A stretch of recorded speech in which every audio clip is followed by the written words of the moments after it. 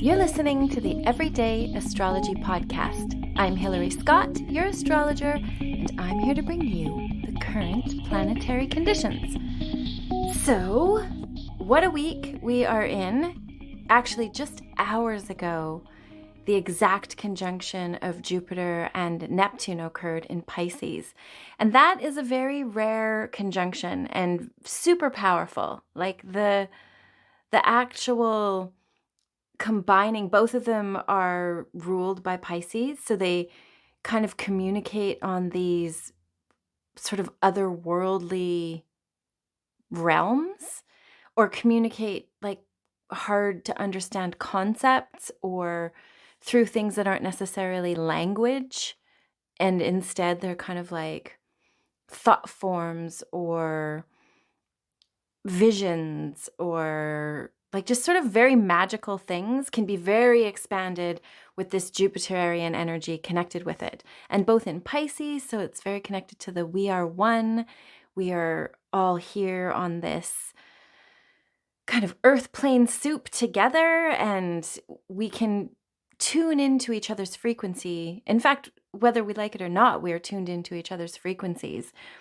So it kind of like, there's obviously, if you just look on the world stage, it's different things that are going on in the world. It's quite dramatic, but also there's like these breakthroughs and these sort of like up-leveling of understanding, and so many people are having kind of like awakenings to higher realities and other ways of doing things, and it's pretty fantastical. So magic can happen, things that like miracles can happen, things that you didn't expect to happen can happen. There's this feeling of like maybe sadness or grief with the Piscean energy of like kind of letting go, or how it feels like when you know like someone's going to die and you have to process that, because we're all going to die and everything has a season and an end.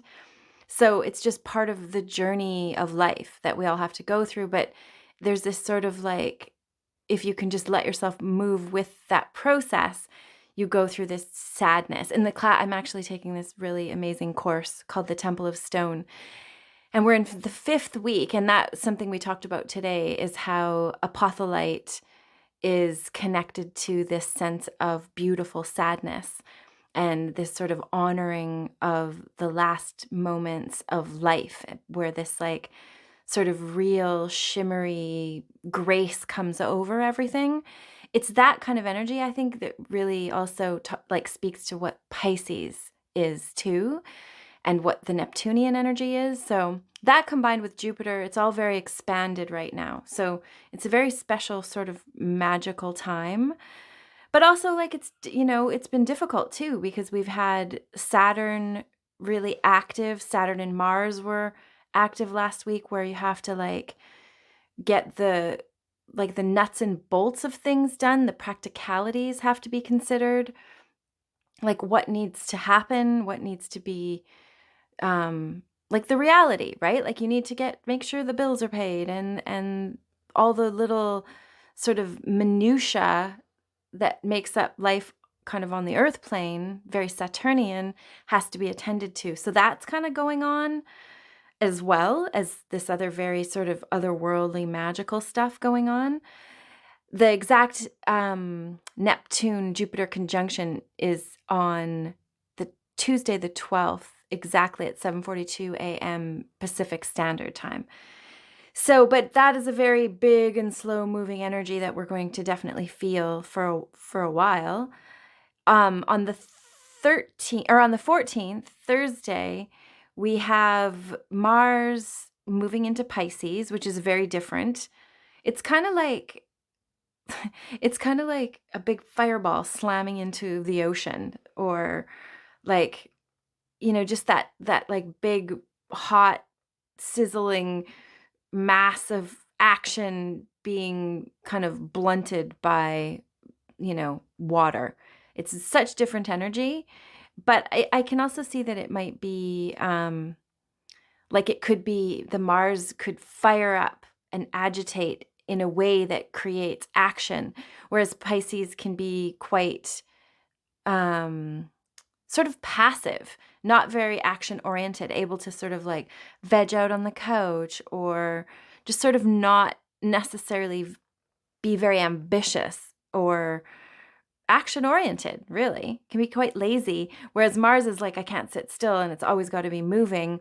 So that those two energies coming together can create like a spiritual action or sort of like ideal action that makes me think of like weightlifters or people who dance or make music, putting these two energies together, because dance and creative expression all come from Neptune. So singing and dancing and art and poetry and all kinds of magical art forms and fine arts are expressed through Pisces. With Mars there, it's like firing it all up. So if you have something creative to do, definitely consider moving it into action. There's the same day that we have the 14th, there's a opposition from the moon in Libra to Neptune, or the moon in Virgo to Neptune and Jupiter, which is like this Virgo, the Virgo moon wants to get things done. It wants to get organized. It wants to like make sure that all of the, I's are dotted and the T's are crossed and we're getting the right supplements and we're making sure that we're eating the right foods and we're just sort of perfecting things so that we can live our most self-expressed lives. Because if we balance all these aspects of living carefully, then we can kind of also express our soul's need to express what our souls want to express. If we have a healthy body and a sound mind and are hydrated and nourished and balanced emotionally, then we are like these sort of, vessels of creativity, and we can make our lives what we want them to be without all this sort of resistance and repression and frustration and all of that. So there's a lot of that going on right now. On the 16th, Friday's kind of like a nice build up to this full moon. So always the build up to the full moon can be intense because we can see ourselves more clearly, or we can see what's really going on inside that we may have been repressing. And the sun and the moon kind of reflecting towards each other like that is lighting up whatever is in the subconscious. So it can be very I think of lucrative, but it can be like spiritually lucrative because you can come face to face what's being repressed, and whatever's being repressed is also blocking you from your own power and your own self-expression. So the full moon will be at 11:55 a.m. on the 16th Pacific Standard, and it is a pretty big day. It's got a trine to Saturn, which is good. We have like the ability to lean into it and to be disciplined and to focus on what we need to focus on, kind of live up to our obligations, do our duties. And with the Libra energy for the full moon, we want to be fair, we want to be just, we want to be balanced and refined, and crudeness and harshness is just too much to bear. Which is kind of interesting because the fiery energy that we've been experiencing expresses itself kind of in the opposite way. So, but with this full moon, we do have the option of being very refined and kind of our best selves in a way, our most kind of thought of selves. There is a square to this moon with Pluto, and Pluto is like, it brings up, Pluto is a lot of things. Everything is a lot of things, but Pluto is definitely the part of the chart that puts us face to face with what we fear or what we don't want to look at, the truth of something that we just refuse to see. And even if it's like our past, and maybe something happened in our past and we don't actually remember it right. Maybe it was something one of our parents did or something, and we just refuse to not see them in this sort of ideal light. But that sort of dismissal of truth has left us vulnerable in other ways. in some way, right? Like we need to be able to look at the truth so that we can understand maybe the choices we made or the directions we chose. Something like we have to kind of retrace our steps all the way back to the beginning of, complexes or things that may be stopping us in some way in our psyches. And Pluto is there to do that.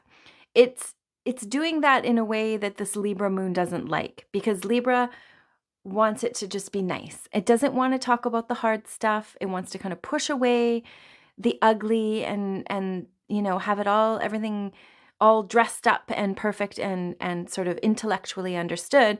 Whereas Pluto in Capricorn right now is really kind of, Capricorn, even though can be very icy and cold and Machiavellian, it also has this sort of very deep spiritual side too, like a more sort of evolved version of Capricorn can be quite deep and spiritual and want to get to the maybe the family lineage or the legacy that's been left through the DNA that you share. And it wants to pull up the roots of what's wrong and expose it in some way. It was really kind of pivotal in the Me Too movement, or when things are exposed about child or human trafficking, and like these really dark parts of humanity are exposed. Pluto is almost always involved in that. Like, just wait a minute, we need to see what's going on here. So not that it always stays in up front and center in the consciousness, because we couldn't function if we were always in the depths like that, but it's definitely active during this full moon. So if you do have something to feel, it will definitely come up for you to feel, especially if you have planets connecting to Capricorn or Capricorn's opposite Cancer or Libra. All the cardinal signs are very much affected by it. So that's kind of a big deal. And then the moon will swiftly move into Scorpio, which will maybe help you like actually kind of process whatever it is that's coming up for you. Because Scorpio is really comfortable. It's like the death doula or the birth doula, the one that can hold the hand of the person in the dark times where most will turn away. The Scorpio, even though it gets a bad rap, can actually walk you through these difficult times in a way that most other signs can't do.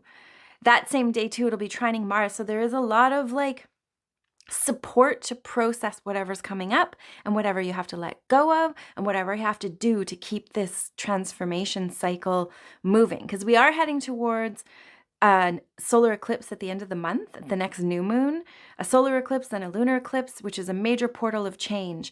So this is kind of like a wrapping it up, figuring out what we're really going to bust through with into the future.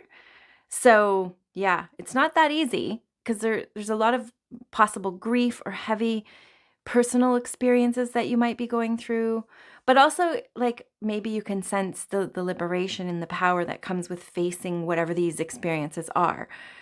Sunday is a pretty powerful day with Mercury conjoining, oh my God, I totally lost the word, which is a classic Uranus thing.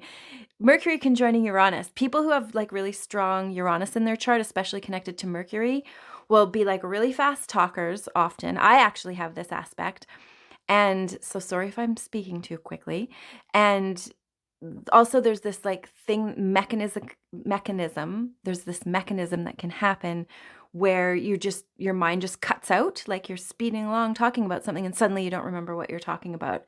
And it's sort of like a short circuit energy that brings you back to center. Often it will happen maybe when you're speaking things you shouldn't be speaking, or like verbalizing things that shouldn't be verbalized, because our words kind of are is the spells we cast, right? So with this Mercury Uranus energy, it's like it can be like a big clap of a reset. Like suddenly, like not like a Klaus Schwab kind of reset, but just like a reset in our own like suddenly we get it, suddenly we see it differently. This shift in perspective, this shift in understanding, a download of new information. And there's a sextile between Venus too, so like this sort of blessing energy with it. Beautiful thoughts, beautiful words, beautiful ideas, like even like life-altering shifts in perspective that are quite magical and coming from the future even. Like your future self communicates to your present self, and there's a sense of deja vu or magic or miracles going on around you. So Sunday is a very potent day with the Scorpio energy as well. Like it makes us feel everything very deeply. There's not a Scorpio alive that's happy in the superficial realm of anything. So for us all to be feeling the Scorpio moon energy gives us a chance to know what it's like to really feel, if we're not necessarily people who like to feel. This is kind of an opportunity for, like, out of the blue, new sensations or emotions or understandings. It's pretty powerful. So that's kind of wrapping up this very potent week. I hope that you do get to, take some time to really feel into what's going on in your life. Make sure that you have a chance to use this full moon energy to release things, to put your crystals out under the moon and clear them, and set your intentions for what you really want to release and what you really want to create. I just finished creating this calendar, and it was like a really long, like rough road of resistance I had to making this calendar for some reason. Probably because any sort of forward movement, you can get blocked up if you've got issues with forward movement, which apparently I had. So I did finally, with the help of this wonderful designer, Eva, in the UK, get my calendar and designed specifically for what I thought was important astrologically to focus on when you're, keeping track of the new and full moons, because they're very potent for us to harness, to release, and to create, and to intend. So I made sure there was a page for the new and the full moon and a month at a glance, and also the solar and lunar eclipses that happen every year.